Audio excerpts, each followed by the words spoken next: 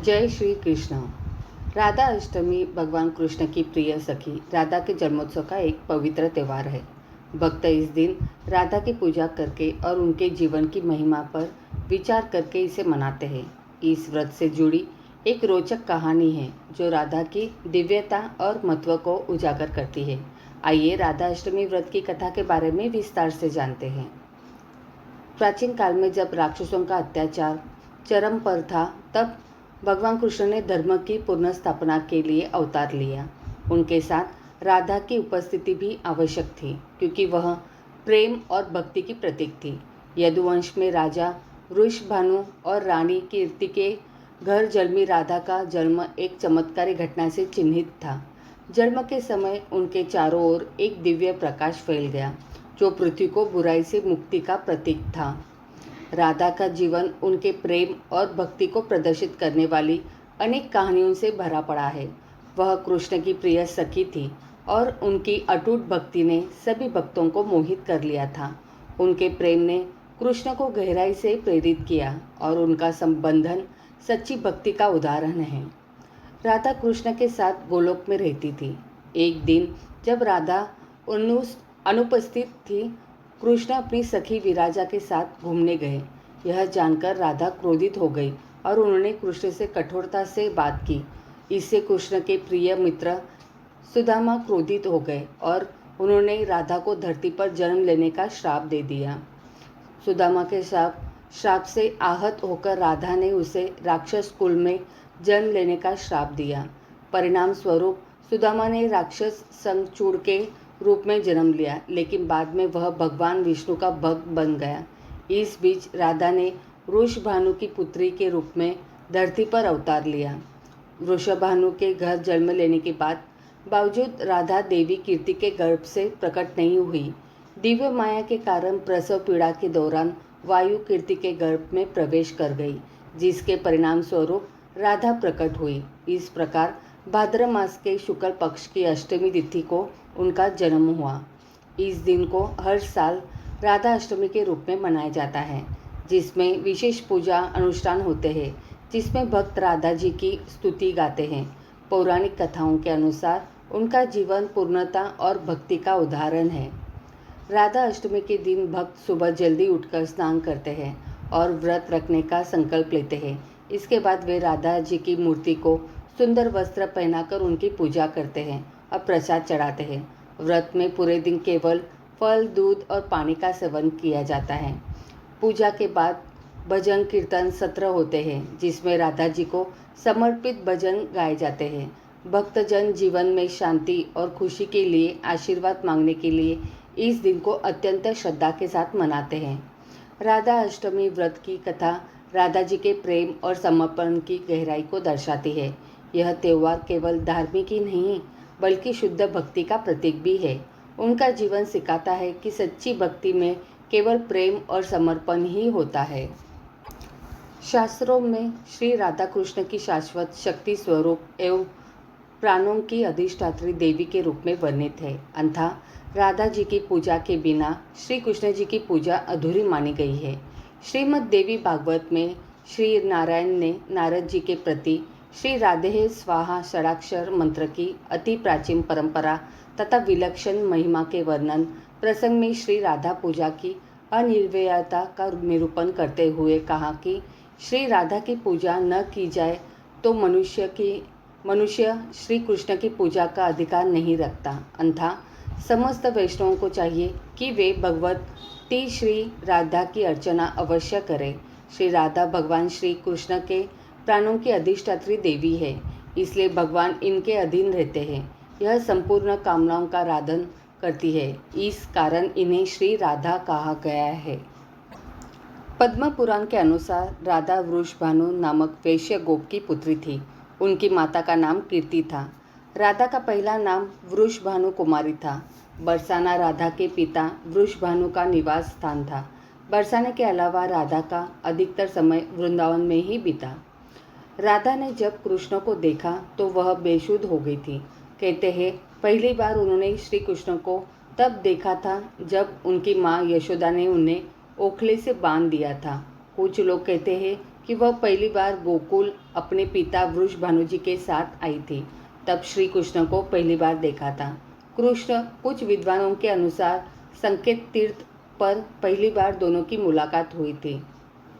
ब्रह्मवैवर्त पुराण प्रकृति खंड अध्याय 48 के अनुसार और यदुवंशियों के कुलगुरु गर्ग ऋषियों द्वारा लिखित गर्ग संहिता की एक कथा के अनुसार एक बार नंद बाबा श्री कृष्ण को लेकर बाजार घूमने निकले थे। उसी दौरान राधा और उनके पिता भी वहां पहुंचे थे। दोनों का वहां पहली बार मिलन हुआ। उस दौरान दोनों की ही उम्र बहुत छोटी थी। उस स्थान को सांकेतिक तीर्थ स्थान कहते हैं। संकेत का शब्दार्थ है पूर्व निर्दिष्ट मिलने का स्थान। मान्यता है कि पिछले जन्म में ही दोनों ने यह तय कर लिया था कि हमें इस स्थान पर मिलना है। यहाँ हर साल राधा के जन्मदिन यानी राधाष्टमी से लेकर अनंत चतुर्दशी के दिन तक मेला लगता है। गर्ग संहिता के अनुसार एक जंगल में स्वयं ब्रह्मा ने राधा और कृष्ण का गंधर्व विवाह करवाया था। श्री कृष्ण के पिता उन्हें अक्सर पास के भंडीर ग्राम में ले जाया करते थे। वहाँ उनकी मुलाकात राधा से होती थी। एक बार की बात है कि जब वे अपने पिता के साथ भंडीर गांव में गए तो अचानक तेज रोशनी चमकी और मौसम बिगड़ने लगा। कुछ ही समय से आसपास सिर्फ और सिर्फ अंधेरा छा गया। इस अंधेरे में एक पारलौकिक शख्सियत का अनुभव हुआ। वह राधा रानी के अलावा और कोई नहीं थी। अपने बाल रूप को छोड़कर श्री कृष्ण ने किशोर रूप धारण कर लिया और इसी जंगल में ब्रह्मा जी ने विशाखा और ललिता की उपस्थिति में राधा कृष्ण का गंधर्व विवाह करवा दिया। विवाह के बाद माहौल सामान्य हो गया तथा राधा ब्रह्मा विशाखा और ललिता अंतर्ध्यान हो गए। असल में इस वास्तविक घटना को अलंकृत कर दिया गया है। राधा सचमुच ही कृष्ण से बड़ी थी और सामाजिक दबावों के चलते यह संभव नहीं था कि उम्र में कहीं बड़ी लड़की से विवाह किया जाए। लेकिन यदि दोनों के बीच प्रेम रहा होगा तो निश्चित ही गुपचुप रूप से गंधर्व विवाह किया गया हो और इस बात को छुपाया रखा हो। राधा के परिवार को जब पता चला कि यह श्री कृष्ण की मुरली सुनकर उनके प्रेम में नाचती हुई उनके पास पहुंच जाती है तो उन्होंने राधा को घर में ही कैद कर दिया था। तब श्री कृष्ण ने अपने साथियों सहित एक दिन उन्हें रात में कैद से मुक्त कराकर उद्धव और बलराम सहित अन्य सखियों के साथ रात भर नृत्य किया था। यह रात पूर्णिमा की रात थी जब महाराज हुआ था। बाद में राधा की माँ राधा के कक्ष में गई तो राधा उन्हें वहाँ सोते हुए मिली।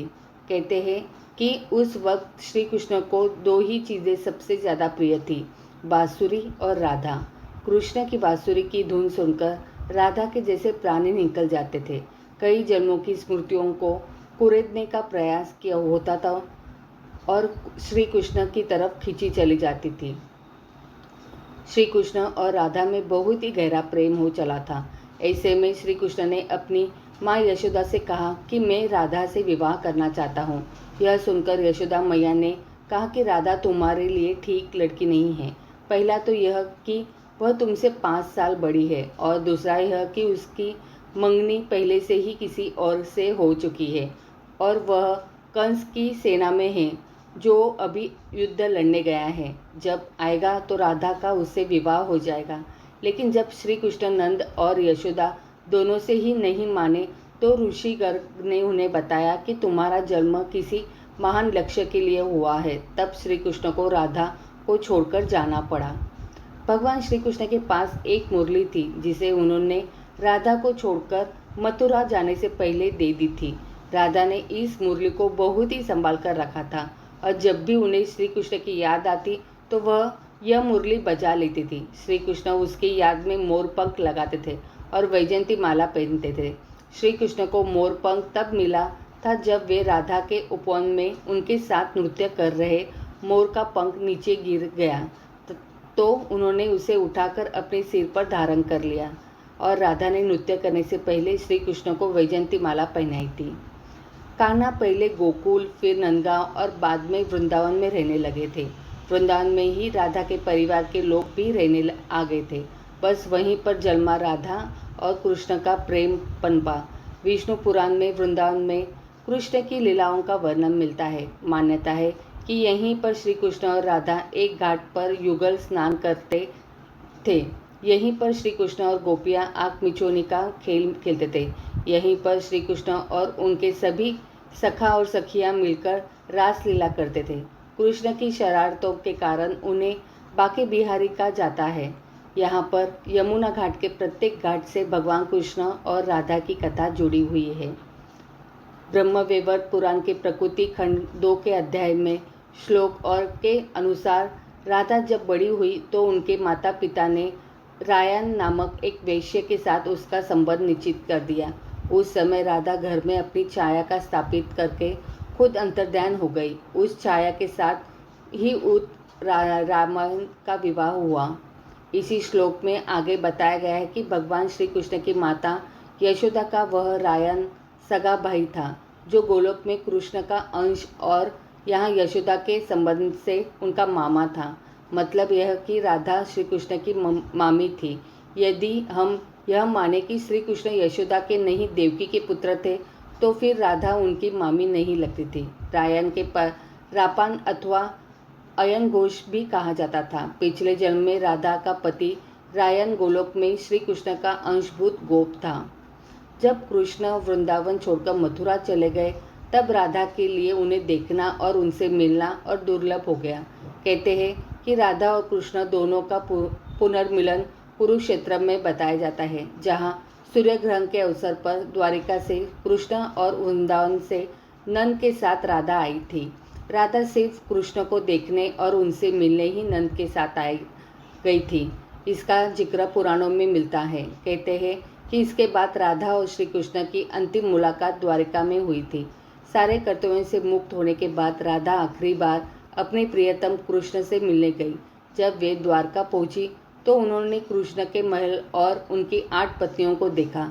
जब कृष्ण ने राधा को देखा तो वे बहुत प्रसन्न हुए। तब राधा के अनुरोध पर कृष्ण ने उन्हें महल में एक देविका के पद पर नियुक्त कर दिया। कहते हैं कि वहीं पर राधा महल से जुड़े कार्य देखती थी और मौका मिलते ही वे कृष्ण के दर्शन कर लेती थी। एक दिन उदास होकर राधा ने महल से दूर जाना तय किया। कहते हैं कि राधा एक जंगल के गांव में रहने लगी। धीरे धीरे समय बीता और राधा बिल्कुल अकेली और कमज़ोर हो गई। उस वक्त उन्हें भगवान श्री कृष्ण की याद सताने लगी। आखिरी समय में भगवान श्री कृष्ण उनके सामने आ गए। भगवान श्री कृष्ण ने राधा से कहा कि वे उनसे कुछ मांग ले, लेकिन राधा ने मना कर दिया। कृष्ण के दोबारा अनुरोध करने पर राधा ने कहा कि वे आखिरी बार उन्हें बांसुरी बजाते देखना और सुनना चाहती है। श्री कृष्ण ने बांसुरी ली और बेहद सुरीली धुन में बजाने लगी। श्री कृष्ण ने दिन रात बांसुरी बजाई। बांसुरी की धुन सुनते सुनते एक दिन राधा ने अपने शरीर का त्याग कर दिया। आध्यात्मिक रूप से हमेशा के लिए भगवान श्री कृष्ण में विलीन हो गई। यह थी राधा की अनसुनी कहानियाँ। तो प्रेम से बोलो राधे राधे।